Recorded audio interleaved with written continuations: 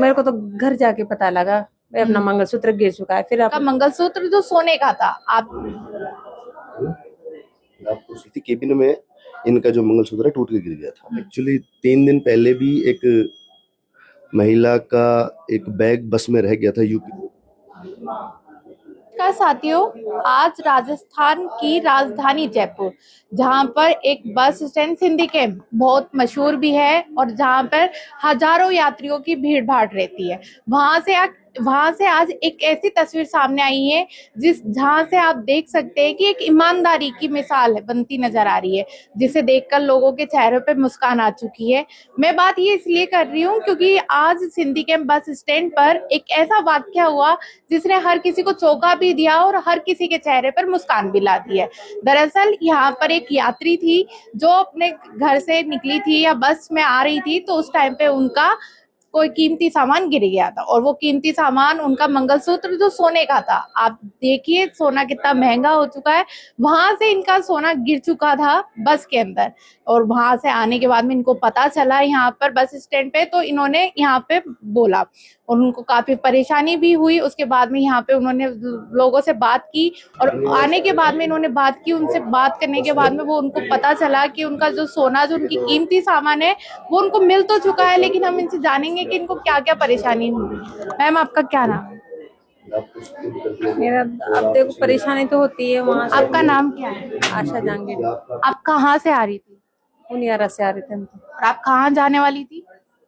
जयपुर आ रहे थे ना। अच्छा, आप लोग जयपुर आ रहे थे, उस टाइम पे ऐसा क्या हुई, पूरी बताएंगे आप, मामला क्या हुआ? मैं बस के अंदर, मेरे को तो घर जाके पता लगा भाई अपना मंगलसूत्र गिर चुका है। फिर हम बस स्टैंड आए। फिर बस स्टैंड पे से भाई देखे, वहां पे मालूम करते भाई बस में गिर गया हो तो फिर यहाँ से मालूम करे, फोन नंबर लिए। फिर भाई साहब इन्होंने फोन किया था उनके पास, इसमें ये बस में मिल गया। अच्छा, तो आप यहाँ पर आए तो आपने यहाँ पे बताया आपके पास टिकट विकेट थी, कैसे मिला आपको ये? टिकट के हिसाब से आए थे हम तो। फिर टिकट बताए यहाँ पे, फिर उन्होंने कंडक्टर के नंबर दिए, फिर फोन किया हमने उनके पास। तो मैम, ये आपको कब पता चला था? घर जाने के बाद? जो ही मैं घर से उतरी ना तब पता लगा है मुझे तो भाई अपना मंगलसूत्र गिर गया कहीं। तो आप गांव से आ रहे थे अपने घर के लिए? हाँ। अच्छा, तो मैम आप मुझे ये बताइए कि आप जब ये आपको मिल चुका है तो इस टाइम पे आपके चेहरे पे कैसी खुशी है, आप कैसा महसूस कर रही हैं? बहुत खुशी है मेरे को तो। ऐसा डर लग रहा था मैं कि घर वालों को क्या जवाब दूंगी घर पे जाके।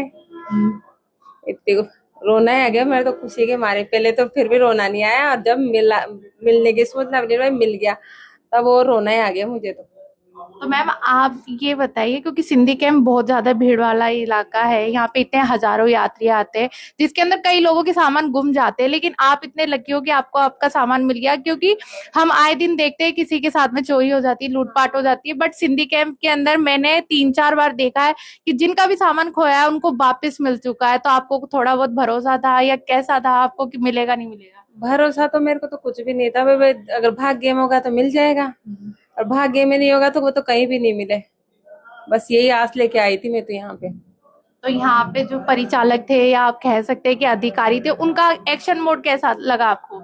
उनका एक्शन मोड बढ़िया था उनका, उन्होंने हेल्प करी तभी तो मिला है ना। तो आप ये बताइए कि आप सिंधी कैंप को लेकर आप कुछ बताइए कि आप कैसा महसूस कर रही है और आप क्या कहना चाहोगे कि यहाँ की व्यवस्था को लेकर कि आपको अपना चीज मिला? बहुत अच्छी है। यहाँ के जो वो कर्मचारी है, सर है, वो भी बहुत अच्छे हैं। उनकी वजह से ही मिला है, नहीं तो मिलने का तो कोई चांस ही नहीं था। ठीक है, यहाँ पे हमारे साथ में यहाँ के जो परिचालक अधिकारी है, हम उनसे भी जानेंगे कि ये पूरा मामला क्या था, कैसे कैसे ये दुर्घटना हुई और कैसे ये चीज मिली, हम उनसे जानेंगे। सर, आपका क्या नाम है? मेरा नाम लोकेश कुमार चौधरी है, प्रबंधक यातायात सिंधी कैंप। ये महिला हमारे पास आई थी, इन्होंने बताया कि इनका जो मंगलसूत्र है वो एक बस में छूट गया है। तो हमने इनसे बोला कि भाई आप अगर जिस बस में आए हो तो उसकी हमें टिकट दिखा दीजिए। तो उन्होंने टिकट दिखाई, तो टिकट कोटपुतली आगार की वाहन थी और वो वाहन भजनेरी देई से कोटपुतली आ रही थी। तो वहाँ टिकट से देख के उनके ड्यूटी चार्ट से परिचालक का नाम पता करके उन परिचालक को फोन किया गया मेरे द्वारा, और उनको मैंने बताया गया कि जैसा कि महिला यात्री ने बताया था कि इनका जो केबिन में बैठी थी, केबिन में इनका जो मंगलसूत्र है टूट के गिर गया था। तो उसके बाद में जब परिचालक से बात की गई, परिचालक को बताया गया कि भाई आप आराम से देखो, इधर उधर गिर गया होगा और मिल जाए तो उसे संभाल के रखना है। तो परिचालक ने बताया कि सर मिला नहीं है, लेकिन थोड़ी देर छानबीन के बाद में उसको मिल गया। उसने बता दिया कि सर सामान मिल गया है। तो मैंने कहा ठीक है, सामने से जो भी कोई बस आ रही हो, जो भी कोई जानकार हो, उसमें रखवा दीजिए, क्योंकि महिला यात्री यहाँ पे इंतजार कर रही थी, काफ़ी देर से परेशान भी थी।